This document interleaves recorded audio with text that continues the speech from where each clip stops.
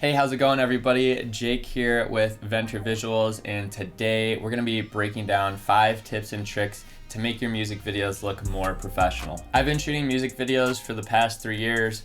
I was doing it more before COVID-19, but I'm still getting out, I'm still doing it. It's a little bit harder now that it's winter time and I'm here in the Midwest, so it's very cold and we got snow out on the ground. When I first started out making music videos, a lot of my work was below average, I would say. And these tips and tricks are some things that have helped me improve my music videos over the years and just create a better visual overall for my artist clients. So the first tip is don't be afraid to direct your music video. Now, it's pretty easy for people with a camera to call themselves directors, but that's not it at all. I think when you get out there and you're actually shooting music videos and maybe the artist has people there with him, it becomes a lot harder to accomplish what needs to be done in order to get the shots that you want.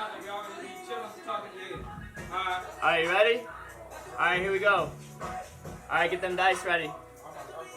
You got them? Ready? 3, 2, 1.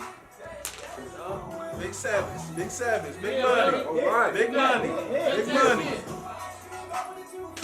Sometimes people will get sidetracked. Other times people may not be ready. Sometimes people don't know what to do. All of these things considered, it's important that you speak up and you tell people your ideas. Don't be afraid to critique people on set, especially the artist. If you realize that the artist needs to be doing something more or maybe something a little bit less, you need to speak up and tell them so that it works with the footage and for you guys both to get a better visual. Now, that doesn't mean limiting the artist from expressing themselves. It just means that you have to work with these artists, with the people that are on set, so that everybody works together as a group to get the best visual. I've had artists bring friends onto the set where we're shooting, and those friends are supposed to be in the shots in the background, but they're really nervous because they've never done a music video before, and most of them don't even go on camera. They're not used to the feeling of an artist being in front of them, even if it's their friend, and then somebody facing them with a camera and filming them, okay? They don't know how the process is gonna work. Alright, yeah, you just start walking towards me. You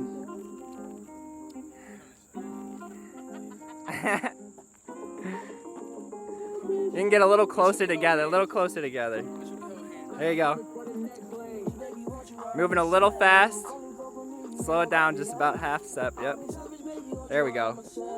Totally acceptable to be anxious, especially if it's someone's first time being on set. You just need to be prepared for it. So don't be afraid to talk to these people and let them know that it's not a big deal and give them more direction, because when you give them direction, they will feel more confident in the shot itself and they'll feel a little more at ease as you're filming. The second tip I have for especially beginner music video directors is stabilize your footage as much as you can before you have to bring it into the editing software. So when I'm shooting, I like to mix up my shots. Some of my shots I'll go with tripod, some of my shots I will use a gimbal, some of my shots I will go freehand and literally hold the camera and shake the camera around, and other times I'll use a little handle that I'll stabilize up against my body. That being said, it is important to have stable shots in your music video. I don't care who you are, if your music video is just pure shakiness, nobody's gonna wanna watch it because it's gonna make them feel nauseated. So you wanna make sure, even if you have a high energy music video and you do want a lot of movement in your camera motion, that you do mix in some steady shots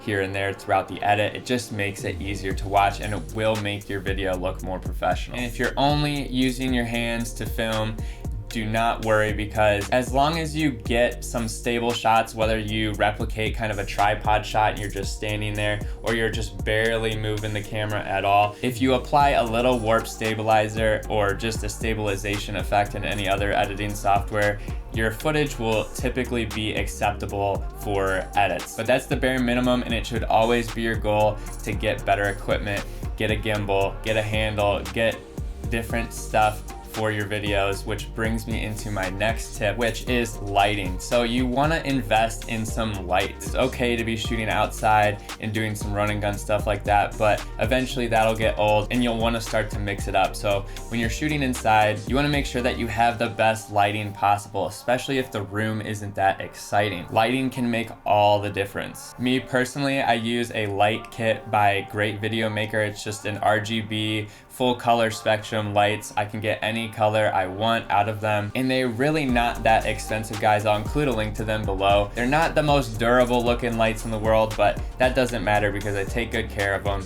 and I only need them every now and then when I'm shooting music videos. And it can be as simple as just dimming the lights in the room, plugging in one of these RGB lights and exposing the whole room in pink, purple, blue, red. It doesn't matter. It can change the artist's whole aesthetic. I can give the music video a much better look and feel just by using one or two of these lights. I know some people invest into tube lights, which actually Creative Ryan did a very good video on. I'll include a link below to that as well. And I see those more and more with modern day music videos. I don't own a pair of these myself, but they are very cool and very portable. Now, at the bare minimum, if you are shooting outside and you don't have access to RGB lights or any lighting in general, it is important that you consider the time of day that you are shooting. So me personally, I absolutely hate to shoot in the middle of the day because the sun is so bright, all the shadows are harsh, everything looks very flat, right? I think the best time to shoot is closer to the evening hours, or depending on the weather, even in the morning. But I absolutely despise shooting during the middle of the day between like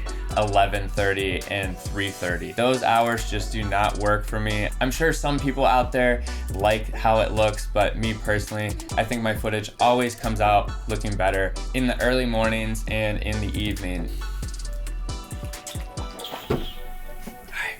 Moving on, my fourth tip is use slow motion footage as much as you can. I think slow motion just makes any music video look great, and it leaves you with more opportunity to do more tweaking with the speed and editing later on. So when you are shooting slow motion, you want to make sure that you're shooting in 60 frames per second or above. That can be 120 frames per second or 240 frames per second. And what do I mean by frames per second? Well, it's exactly what it sounds like. Videos are just still images captured in frames per second. So when I say 60 frames per second, my camera is taking literally 60 frames of data and it is compiling it into that 1 second of footage. So that's why we would call it 60 frames per second. A lot of cameras nowadays can do much higher than that, and the slow motion can get even crispier. So I like to shoot in these modes because when you have more frames, the slow motion can be very smooth. If you're shooting in lower frame rates like 30 FPS or 24 FPS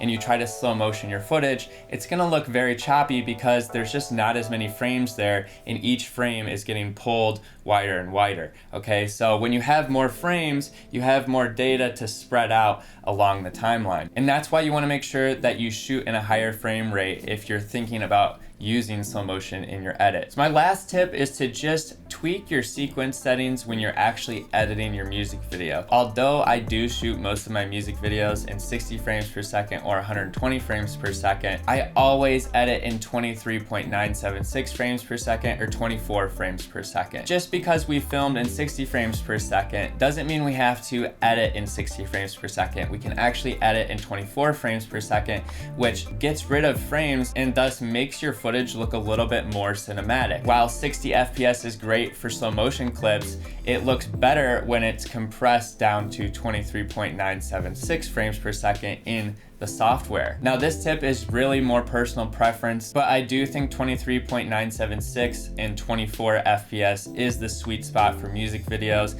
Anything above that looks a little bit too crisp in my opinion, and I do personally like the kind of more film aesthetic that it gives you. Now the cool thing about shooting in 60 FPS and editing in 24 FPS is that you can still slow motion your footage and it's gonna look perfectly smooth. And it's the same concept. Again, if you were shooting in 24 FPS, editing in 24 FPS, and then you tried to slow it down, those frames just don't exist. But because you still shot in 60 FPS, slow those frames down in 24 FPS and your slow motion is gonna look beautiful. One other very important thing when it comes to editing your footage is to color correct your footage. It helps give your footage more of a vibe. Using Lumetri Color in Adobe Premiere Pro, it's very easy to tweak individual knobs, and it can be a total difference maker when it comes to the final result. If you wanna learn more about how to edit music videos, check out the rest of my channel. I got a bunch of tutorials on how to edit music videos and how to make music video effects. So if that's something that's interesting to you,